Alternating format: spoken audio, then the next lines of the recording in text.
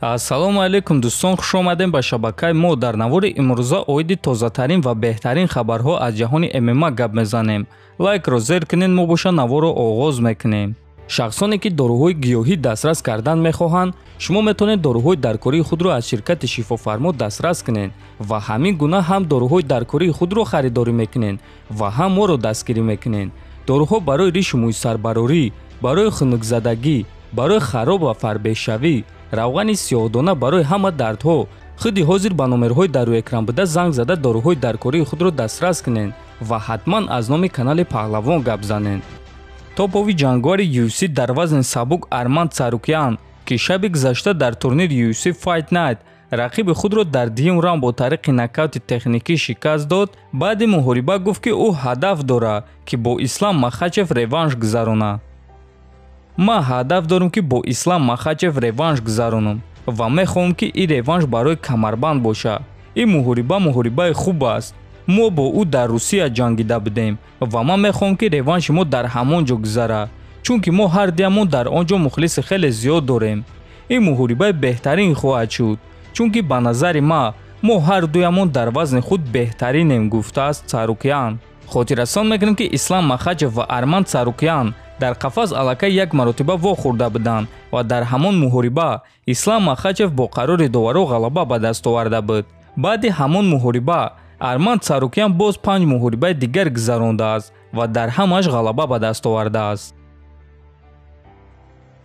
чемпиони пешинаи UFC дар вазни сабук Ҳабиб Нурмагомедов ба дӯсти худ Ислам Махачев баъди ғалабааш муроҷиат карда чунин навишт: ту кори хеле зиёдро ба анҷом расондӣ бародар ва сазоворона дар мавқеи якум довталаб барои камарбанд қарор дорӣ ва ба назари ман ту беҳтарин ҷангвари вазни сабук дар ҷаҳон ҳастӣ. одамо чизе ки хоҳанд гуфтан мегиранд, аммо ман дер боз дар ин варзишам ва медонам ки оиди чӣ гап зада истодам. коркунии ту, интизом, меҳнатдӯсторӣ ва режими ту ба наздикӣ натиҷаҳои худро медиҳанд. вақти он расидааст ки камарбандро ба хона баргардонем. бародар Ислам Махачев, туро табрик мекунам, навиштааст Нурмагомедов дар Инстаграм. хотиррасон мекунем ки шаби гузашта Ислам Махачев рақиби худ Боби Гринро дар якум раунд бо тариқи нокаути техникӣ шикаст дода даҳум ғалабаи пайдарҳами худро ба даст овард. ва дӯстон, бояд гуфт ки айни замон дар тамоми UFC ҳамагӣ 4 ҷангвар чунин натиҷа доранд. Камару Усман 15 ғалабаи пайдарҳам, Ислам Махачев 10 ғалабаи пайдарҳам, Александр Волкановский 10 ғалабаи пайдарҳам ва Чарлз Оливейра 10 ғалабаи пайдарҳам. инак дӯстон, турнири навбатии UFC аллакай рӯзи 6 март баргузор мегардад ва ин турнири UFC 272 мешавад ки муҳорибаи асосии ин турнир, муҳорибаи рейтингӣ дар вазни нимёна байни ду рафиқи пешина Колби Ковингтон ва Хорхе Масвидал хоҳад шуд. ҳамчунин дар ин турнир муҳориба байни Рафаэл Физев ва Рафаэл Дос Сантос мешавад.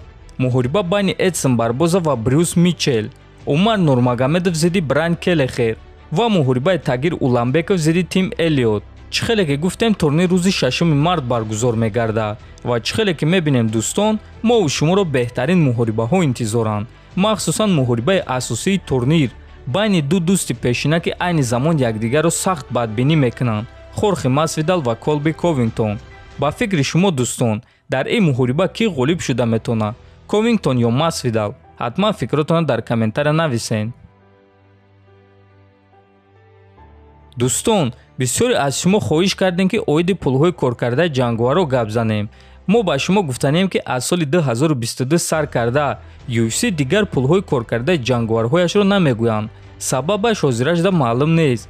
аниқ пулҳои коркардаи ҷангварҳоро ёфтан акнун ғайриимкон аст. аз ҳамин сабаб мо оиди пулҳои коркардаи ҷангварҳо гап назада истодаем. ва дӯстон, ҳамин ки маълумот оиди пулҳои коркардаи онҳо расман пайдо шавад, мо ҳатман пешкаши шумо мекунем. ҳатман фикротонро нависен, дар канали мо обуна шавен. то боздид хонободу сарбаланд бошен.